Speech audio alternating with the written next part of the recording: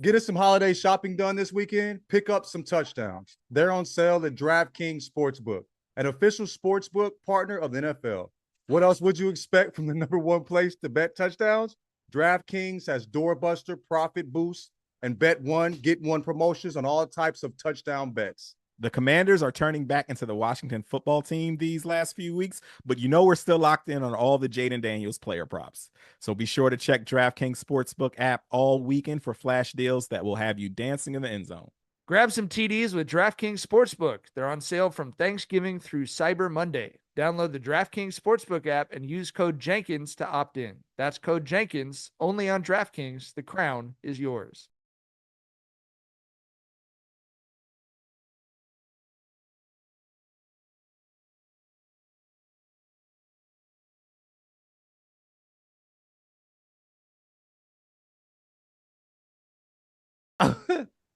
Welcome to Jenkins and Jones. Hold on, let me start that over because I hadn't hit record. Welcome to Jenkins and Jones on the Volume Podcast Network. It is Tuesday, December 3rd, and we're talking facial hair, producer styles, Jameis Winston continuing to be the most entertaining guy in the world, Father Time potentially getting the chase down block on LeBron, Tyler being a paid sponsor for the cultural event of the decade, Jackson's team in the basketball playoffs, LaRussell's new video with Marshawn Lynch in the cart, etc., etc., etc., etc. As always, Jenkins and Jones, hosted by Dragonfly Jonez, aka Tyler.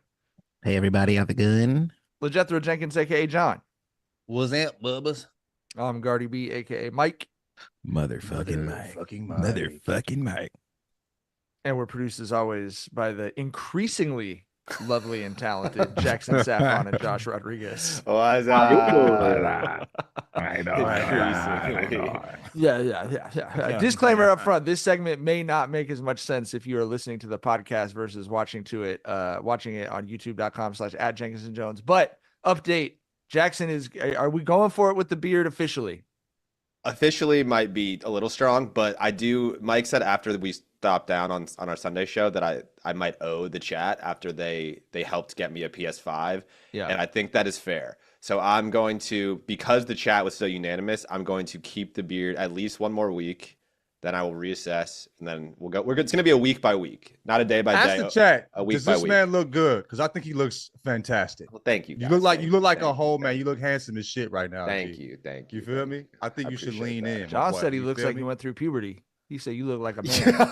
I mean, nah, you know, I mean, I'm gonna keep it a today. stack with you. I'm gonna keep it a stack with you. It took me a while to have any facial hair at all. Like I had just this and this till like 25, so like 26. So, like there was a point when I was like cute, and then there was a point when a nigga got handsome. You know what I mean? When I look like like I said, like I do some other shit. You know what I mean? So, I feel like Jackson's getting to that point. You feel me? With the beard. You know what I mean? You look like you hoping- a verb, a noun out of your noun. You know what I mean? Yeah. I'll fuck you. Fuck it, man. I look like that, nigga. You shit. I'm hoping it's sort of a Jason Tatum moment for me. It sort of like gives me superpowers in the way that it gave him. Once his beard connected, it gave him powers. I gotta say, someone in the chat said Jackson looks very opium. I'm not sure if that was an intentional thing to say, but that sounds like racism, folks. It sounds like it. It sounds like it. We will let Can it they slide explain we will let it slide for the moment, but that does sound like racism. I would prefer that they elaborate. I need some, you know what I'm saying? Because that's wild. What? I don't know what we're gonna give them a moment. The chat Okay, seems supportive of the beard so far. I appreciate y'all. Cool. I appreciate y'all. And then Josh, hold up the picture of what you're about to do with your hair. Oh, let's go. We're doing full producer makeover on the Tuesday Jenkins and Jones today. Jackson, hold on. Here's what I say to you, Jackson. If you're committed to having the beard for another week, it's December 10th at that point. You may as well just do it for the whole month, bro. Yes, people aren't even going right. to see you anyway. You know what I mean? It's going to be the holidays and shit. Like, just have the beard. It's going to be week by week. He's committed.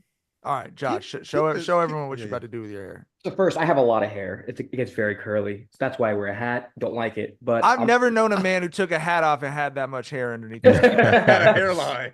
I wear a hat. Nigga, that's whenever I'm wearing crazy, bro. You hustling backwards, nigga. That's like when Shea Serrano revealed that he does not shave his head because he's bald, just because he prefers to shave his head, and everyone was like, "What?" Yeah, that's wild. So For you me, I don't still know. have hair, bro? Whenever I have a hat on, that means I have too much hair for my liking. But I've decided to go to this route, which is basically Yes. We gonna have a bunch of bad bitches on the Holy pod, shit. nigga. Never Hey, done this before. sub me out, nigga. Hey, Never you done need to this put before. y'all We're faces gonna on have camera. Then y'all the gonna be prettiest looking too pod handsome. to ever exist, bro. Nigga, y'all gonna be looking too cute, nigga. For those listening on the Crazy. pod, Josh is going with the shave. He's going short on the side, noodles on top is what he's going to do. Noodles on top. He's got the curly broccoli up there. So it's When you I don't go know, fade man. with it, nigga. Yeah. Also, yeah, Ra bro. in the chat, he wanted to clarify. He meant opium like the rap label. So I don't really know what that necessarily OPM, even Dom means. Kennedy shit, OPM. other people's money. OPM. Okay, Okay. I thought you meant opium. yeah, More I thought you I meant didn't opium. I was know. like I the was Far East confused shit from the about it, to 19th be century, honest. some Yeah, shit. Like, so Yeah. glad we cleared that up. Okay, cool. It's like I accidentally made a comment about Mongolians, and Jackson was like, "No, that's you can't. You can't." I was like, I don't know about all that, bro. you hit him on the side with it, texting him. Hey, No, brother. it was in the group chat. Nah, I I said was something just about like- Canadians. It was like, have you noticed that Canadians have that real heavy brow? You know what I mean? And he was like, I don't think you can. I was like, maybe we just maybe we take Maybe that we back, just- back up a yeah, notch. why don't we you just- know what I yeah. mean? I Yeah. think one problem with Like- being a middle-aged white guy who loves historical fiction, violent video games like Ghost of Tsushima is you have to remind yourself sometimes that the terminology in the video games cannot leave the video game. You know what I mean? Yeah. Reverse, go the other direction, brother. You know what I mean? Yeah. It's okay. Tyler, I know John wasn't watching it, but Tyler, did you catch the Monday Night Football game last night? The true Jameis Winston showcase where he had Jackson. Well, he was like the first ever 490 plus yards. He was the only player in NFL history to have 3 passing touchdowns, 450 passing yards, take 3 sacks, and throw multiple pick sixes.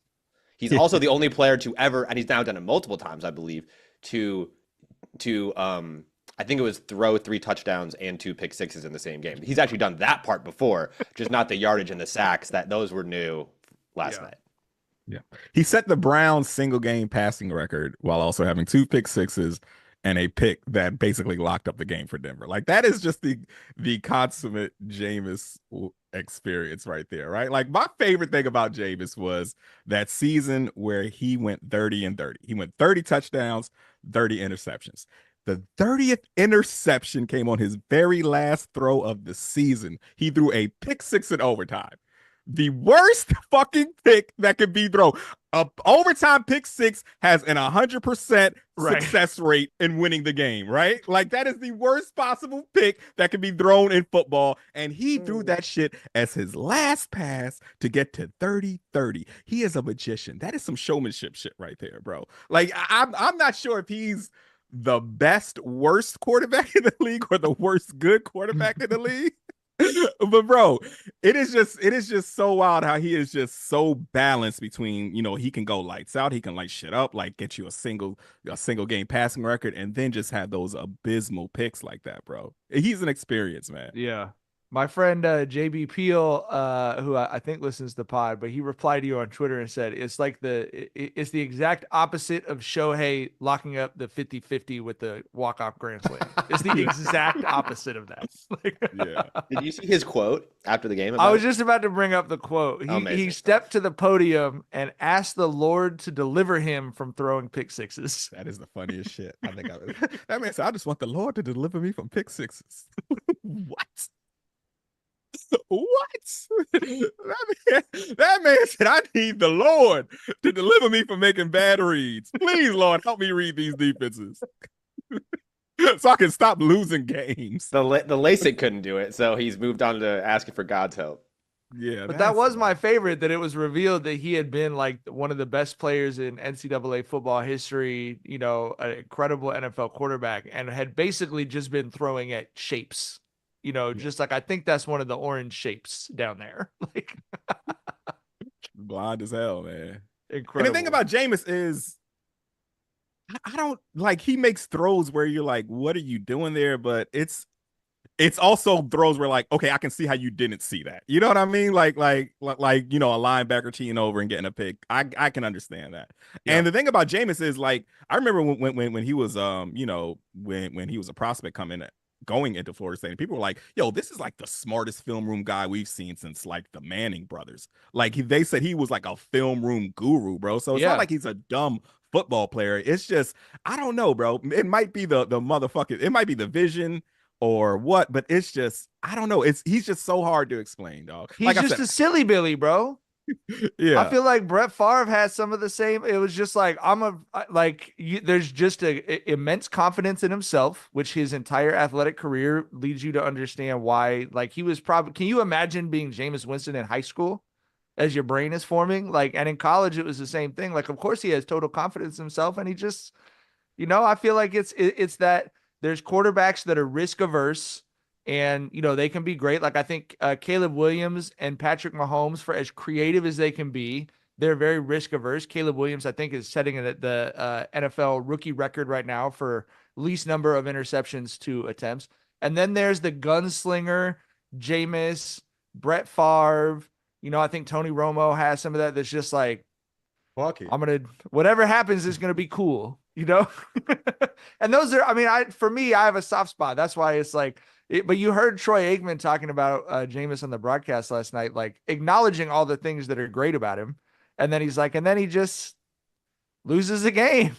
He just did it. Like, Troy Aikman didn't know how to quantify him, Tyler. Like, he's saying the exact same thing you were. Yeah. Like I said, to what I was talking about earlier, I think he's the worst good quarterback in the league. I think the best worst quarterback is perhaps Sam Darnold. And to Sam's credit, he's been playing lights out this season, right? But I think even Vikings fans know that Sam Darnold is probably going to show up at the worst fucking time in the playoffs. I don't think Vikings fans really are like, yo, we've got our guy here. I think they're like, we're going to ride this hot hand until it ain't hot no more. You know what I mean? So I say it's probably the best worst, and James is probably the worst good quarterback in the league. That would be interesting. That would be a fun rankings to do. I like that. We should look at that. All right. We got to talk about it, fellas. It just so happens that my schedule has worked out such I've been able to watch the last 5 Lakers games in their entirety. So I want to make it very clear. This is not me box score watching. I've never felt like LeBron is old the way that I've felt like it over the last 4 or 5 Laker games. He's played hurt, and it's been obvious that he's an older dude playing hurt before, but it is like, I don't know what to make of the longest streak of sub 20-point scoring performances since 2003. The worst run of high turnover games that he's ever had. And this is while the Lakers are, I think, top 5 in the league and not turning the ball over. He's got like 7, 6, 6, 5, 4, turnovers, and they have been some bad turnovers. What explains the turnovers though? Like, turnovers isn't just old. Like, he is also, after starting out 45% from 3, he is 0 of 4, 0 of 9, 0 of 4, 0 of 2 from 3. That's old nigga shit for sure. And shooting similarly, 4 of 16. He did have the 12 of 28 against the Jazz, 5 of 13, 8 of 18, 7 of 16, 7 of 17 from the field. And I feel like watching the games, maybe I'm projecting, I feel like I'm seeing a different attitude from him of like, what the fuck? Like, and he had committed before the season that he wanted to try and play all 82 games this year. JJ Redick said for the first time last night, quote, I don't know if that's in his or our best interests that was wild. At this stage.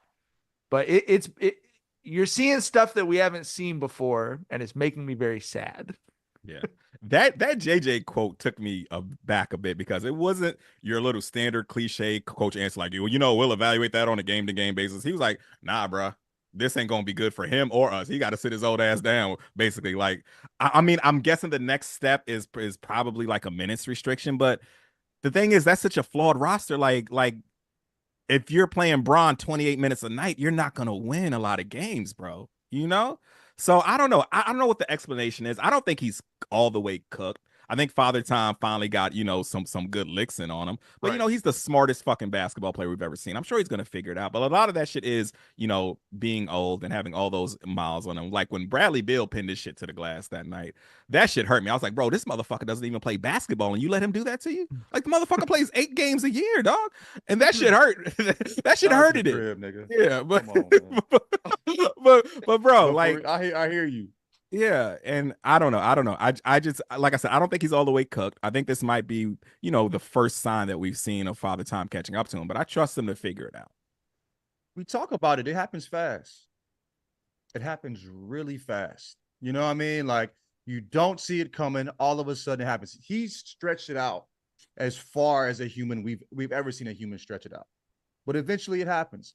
I don't want to say he's cooked, but he could be cooked, bro. Like Bron could be cooked. It could be it, G. You know what I'm saying? Like I the minutes restriction, all of that, necessary. But what do we expect from a man of his age who's had the most minutes we've ever seen him play? It's amazing what he's already done.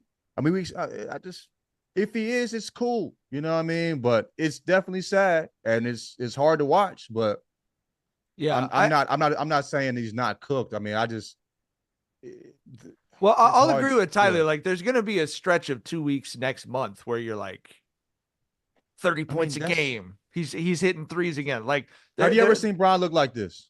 No, I haven't, and I'm being honest about that. And again, like the three of us, I mean, there's no rush ever for us to say like, oh, Bron's over the hills. I mean, love Bron, favorite player, but like that's why I was like, I mean, I know I've been texting y'all about it the last couple of games, but after last night's game, it got to a point where I was like, what did Chuck say? We got to be real. What did Chuck say when he talked about being older? What did he say? He said you can do it sometimes, but you can't do it every night. But you can't do it every night. You know what I mean? And like 2 years ago, what did he average? 30 points? You know what I mean? Like, he could kind of like figure out the moments in which to push. It just doesn't seem like he has that anymore. It's not just moments. It's like night by night. You know what I mean? At least while he's trying to play every game as he currently is. But last night, he finished with 10 points.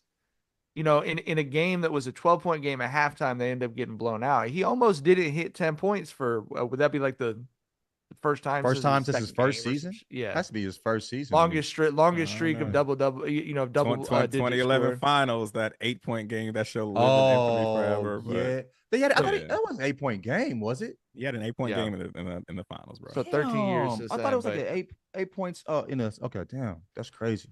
But I mean, you talk about the minutes restriction.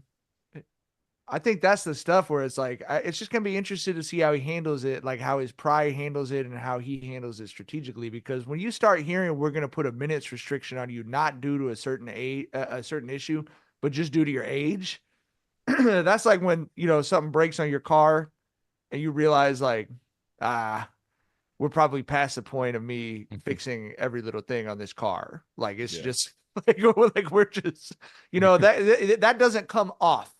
You know what I mean? I remember I had a 96 Ford Taurus, and it was cool to drive around the city. But if I wanted to drive from Huntsville to Birmingham, I rented a car. Right. You know what I mean? Like, I don't trust it to, drive a longer distance. But, I mean, it's kind of like what being old is like, G. You know what I mean? He needs the platelets. I was looking at the Lakers schedule to see when's their easy stretch or something. It's a tough stretch coming up. It's a tough stretch coming up, and I don't know if this podcast and specifically Mike's family is prepared for what could happen on Christmas Day at the Golden State Warriors. If this ugly stretch stays ugly for another few weeks, that could be a tragic national television moment. Or maybe it's like a resurgence and he gets his get back against Steph Curry and rejuvenates them for the stretch in January. It's possible. But if that dial turns one way, might be a bad Christmas for Mike's family. Yeah. I mean, Golden State is slumping a bit too, but I expect Steph to shoot his way out of a slump way quicker than I expect Bron to. But yeah, man, that could be ugly. It could be ugly for all parties involved on that day. Like, I think the way we talked about this, the way Steph plays, like it's like a really fun old man game. He doesn't take as much contact he's used to taking, all that stuff. You know what I mean? Like, it's he could do that for I don't know how much longer. You know what I mean? It's not super reliant on athleticism. The man can barely dunk. You know what I mean? But Bron, like he's struggling getting by people, and that's been a few years. But now it's like he's fighting to get to the rim. That's bro. He's really like dipping that shoulder. He's like, let me get that shoulder around you. Yeah. Bumping him the whole way. Like, you know, it was a play last night where they had a switch and got Naz Reid on him. And he got by Naz Reid. Like you said, you like real lumberingly got his shoulder around him, got by him. Naz Reid blocked the layup attempt and caught the rebound of the block. He sunned that nigga. That's a sunning. I put my head in my hands like I had just seen a car crash. You know what I mean? Just like it was like possession. That's crazy. No. You can block Max Christie like that. You can't do that to Bron. Crazy. All right. Tyler, explain this paid sponsorship you've got going on here, brother. Oh shit! Me and John both cashed out right now. I don't want to give out too many details. I don't know how covert of an operation it is. All right. No, I mean, it's evident from the tweet that Cash App, of course, sponsored it. Right? Yeah. So you know we can work. It has ad written all over it. Yeah, it for sure is an ad from Cash App. And bro, like I said, dog, you can never say. Well, explain what the tweet was. You were tweeting about the Cash App exclusive to get some Kendrick tickets. Yeah. Basically, there's a Cash App pre-sale to get Kendrick tickets for the tour that he announced today with SZA, which is going to be a motherfucking monster. And so you know, I'll promote that. You know, they reached out to me and John, but I was like, bro, I would have done that for free. For the you know free, what I'm saying? fuck you mean? The fuck, like I would have done. Are you kidding me? Like y'all know I'm a Kendrick guy, you know, and I've been riding with Kendrick during this whole beef, and riding with him since fucking 2010 with Overly Dedicated, to keep it a buck. So yeah, man, you know, bro, like I said, if you can never say that someone got bought or you sold out if you are getting paid to do something you would have done for free anyway. That's not selling out or being bought. That's hitting a lick, bro. You know what I'm saying? So my homegirl said they're gonna give me the Walkham's lessons. I got 2 kids from LA, nigga. I grow up without the motherfucking, you know what I'm saying? They don't think I'm weird, nigga. I need to know at least a few steps, you feel me? So they gonna give me the little Walkham's lessons before I pull up with Rather, you know what I'm saying? So yeah. When you get the homie Butter to tap in to help me, then I might be professional then, nigga. For sure, but yeah. June 12th, Kendrick concert at the Blue Jay Stadium in Toronto will be an interesting day on the internet. I literally put it on my calendar. Didn't Schoolboy shit get canceled out of nowhere during that time period when the shit first popped off? Yeah. Well, you can't cancel the fucking stadium show at the Rogers Center where the fucking Blue Jays play. So for sure. The Blue Jays tweeted that shit out today. I was like, y'all might want to watch out. Y'all might get hit in the next lawsuit. Like, yeah, Aubrey might take y'all to court next. Y'all better play it cool, bro. Y'all in that Rico. You feel me? Fuck you mean? And that was the reason why I wanted to be transparent about posting that ad, because I didn't want to wind up in a lawsuit. I don't have lawyers. I want to be fully transparent that I was getting paid to promote, you know, Kendrick's concert. Like I said, even though I would have done it for free, you know, but yeah, it's a new day. Motherfuckers suing dudes behind rap beat, bro. You gotta keep your head on the swivel. I think like it's best to be transparent anyway, because the type on that shit was hella it was nobody no one organically talks like that. Yeah, for sure. The copy was a particular way. Yeah. Well, you know, we've been accused of being paid operatives, you know, on the Kendrick side of the beef. So I salute you fellas for we finally made it. Homie been hitting us for hellas. Trying to get us tapped in, nigga. Shit, we fucked up. We've got some basketball news in the podcast, and this will be good for John and Tyler and Josh and myself. Jackson's basketball team has a semifinal playoff game tonight. Big facts. I'm excited. What's your advice for Jackson, fellas? Leave it all on the court. Is this the first game y'all played since y'all upset the number 2? Yes. So for context, our team was terrible this season. We were awful. We were 7th out of 8 teams in the regular season. But in this league that we're in, every team makes the playoffs. And we watering down the playoffs. Typical of typical LA basketball. Utter woke nonsense. Utter woke nonsense. I benefited from this utter woke nonsense because the week before Thanksgiving, we upset the 2 seed. Great team win. And then they didn't have games last week because of Thanksgiving. And so now we play a semifinal game tonight. And it's funny enough to talk about this on a podcast. It is a battle of podcast producers. On my team, we have me, who produces this show, has worked on Draymond, worked on Club 520. We also have a Ringer producer who produces the Rewatchables, one of the Ringer Fantasy Show, Craig. Shout out Craig. And then on the opposing team, we have a buddy of mine named Greg who produces Kenny Beecham's new show, and another producer, Tate Frazier, who also works for the Ringer. And did he play for college? He played in college. Was that the other one? I don't think Tate played in college, but I don't know the answer to that question. It was the other one played at Ohio State. Okay. Yeah. Oh yeah. The other one. Yeah. That's Titus like played zero. Yeah. Titus. Yeah. Titus played at Ohio State. Club Trillion. Exactly. Stat sheet. Shout out Titus. So that our game is tonight. They are undefeated. What is it? The other one. I don't know them niggas' names. But yeah, we have our game I'm tonight. certain they're cool as fuck. You know what I mean? They are. They're both hella cool. They're both cool as shit. Yeah. I know about to smoke Tate tonight, but you know. Okay. What about? Okay. Are they the 3 seed? They're the 1 seed. They reseed, much like the NFL. Oh, they reseed. They reseed. So they're the 1 seed, and this is really some LA shit. Oh, that's crazy. So It they is making crazy. sure y'all go through it. Yeah. You can't win a tough one and then get an exactly. easier I was hoping route. for our That's Cinderella. nasty. Yeah, they're trying to hold down our December madness right now. Well, but they let you in the playoffs, so you know. I guess you got to earn it every time, every game. Can't really be too upset. Yeah, that's crazy. How are things going when you played this team before? They beat us. They bounced us from the playoffs last season or 2 seasons ago, and this year we played them. It was our last regular season game. It was competitive the whole game. We ended up losing, but it was competitive the whole game. Does Tay have going? He wasn't there. I haven't played against him yet. Actually, he was not there in the regular season game. I mean, apparently, he's a But shooter. yeah, Titus can play, but obviously Ohio State. That's crazy. this team is bigger than us for sure, which is a consistent problem with my basketball team. We don't have a ton of size, but we're gonna let the threes fly. That's for sure. You got my word on that. We're gonna let the threes fly.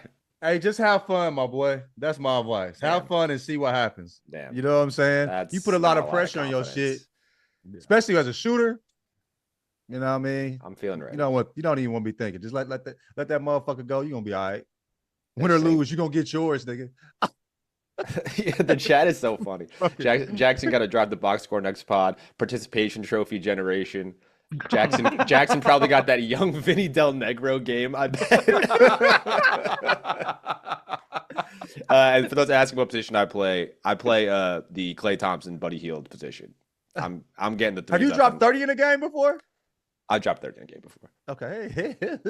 Not many times. Not many 30 times. Feel good though, don't it, boy? But I feel like your team, it sounds like it's everyone's playing the 1 or the 2 or the 2.5. Well, yeah, it's just a lot of accurate? just running around in circles around emotion. Let's just get the ball swinging and find an open three. I got 30 in a game once when I hit 9 threes in a game, and then I got scored 3 more points. Got to go to that old Chino Hills offense, that LaMelo Ball offense. Basically, if you're smaller than them, you just leave a cherry picker back there, brother. You know what I mean? LaMelo Ball got 90 points. He got fucking 90 points in a high school game.